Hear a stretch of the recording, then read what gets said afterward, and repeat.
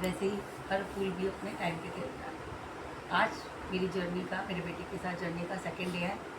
जय गुरु जी। आज मैं अपने बेटे की 5 मंथ के बाद की आपको जर्नी बताने वाली हूँ। 5 महीने के बाद जब मेरा बेटा सेकेंड बार हॉस्पिटल में एडमिट हुआ था और उसका 9वां ऑपरेशन था, तो मैं जब घर आई उसके बाद मैं डेली रूटीन में इसको बाहर घुमाने लेके जाती थी कि इसको कहते रहता है, जब बाहर लेके जाती थी तो थोड़ी इमोशनल उस टाइम पे इमोशनल स्टोरी है। जब मैं इसको घुमाने लेके जाती थी तो बहुत लोग ना मुझे रोक के पूछते थे कि जो जानकर जो आसपास के लोग होते हैं ना, कि आपका बच्चा मेंटली रिटार्डेड है, स्पेशल चाइल्ड है, क्या है आपके बच्चे में, क्या प्रॉब्लम है, क्यों ये ऐसा, इसकी आँखें ऐसी क्यों है इसकी, क्योंकि थोड़ा महंगापन इसकी आँखों में था, आ चुका था ऑपरेशन की वजह से। बिकॉज नो ऑपरेशन के बाद तो ब्रेन भी हिल जाएगा, तो फिर बाकी चीज़ें तो क्या मैं बोलूँ। बहुत दर्द होता था, बहुत दुख लगता था सुन के। तो मुझसे पूछते थे कि कितने महीने का है, जैसे मैं बताती थी कि 5.5 महीने का है, क्योंकि 5.5 महीने का इतना छोटा, 5.5 महीने के तो बच्चे ऐसे होते हैं वैसे होते हैं। मतलब बहुत अजीब अजीब से क्वेश्चन लोग मुझसे पूछते थे। नॉर्मल बच्चे से कंपैरिजन करते थे कि नॉर्मल बच्चे तो इस टाइम पे ये करते हैं, और जिनकी उस एज के बच्चे थे उस एज के बच्चे से भी कंपेयर करते थे भी हमारा बच्चा तो इतने टाइम में ये करता है, हमारा बच्चे की ये एक्टिविटी है।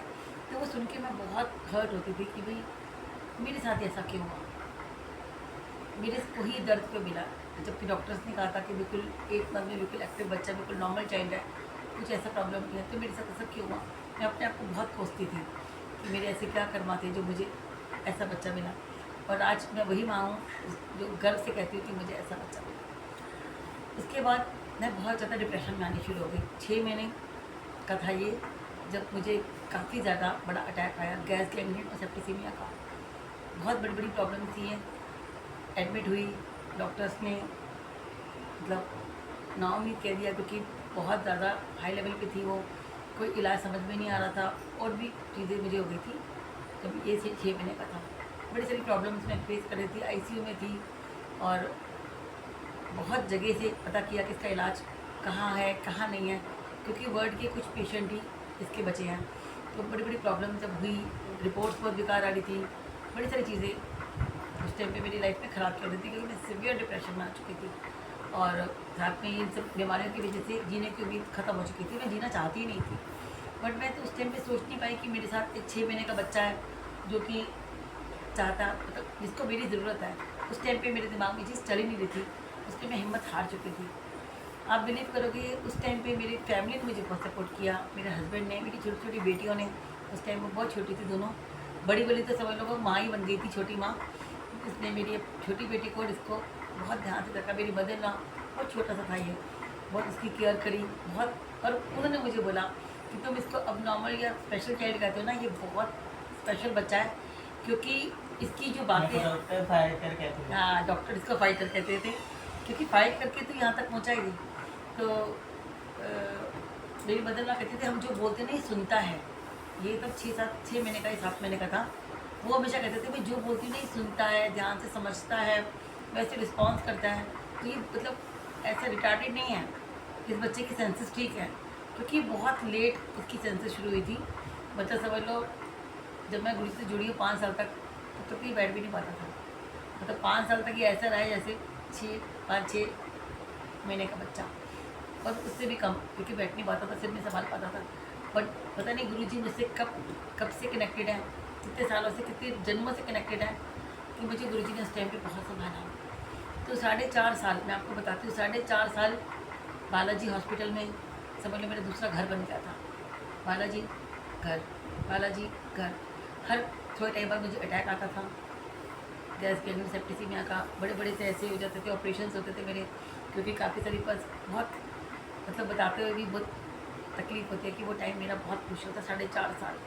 और आप बिलीव करोगे 4.5 साल की टाइम पे मतलब मैंने जो झीला ना, मैं आपको बता नहीं सकती। वो 4.5 साल जब मैं घर होती थी तो मैं इसको देखती थी, इसकी केयर करती थी, बट मैं होश में नहीं होती थी। सिवियर डिप्रेशन जिसे कहते हैं ना, 4.5 साल तक मैं सिवियर डिप्रेशन में रही, क्योंकि मैं मतलब बर्दाश्त ही नहीं कर पाई कि मेरे साथ ऐसा क्यों हुआ, मेरा बच्चा स्पेशल चाइल्ड क्यों।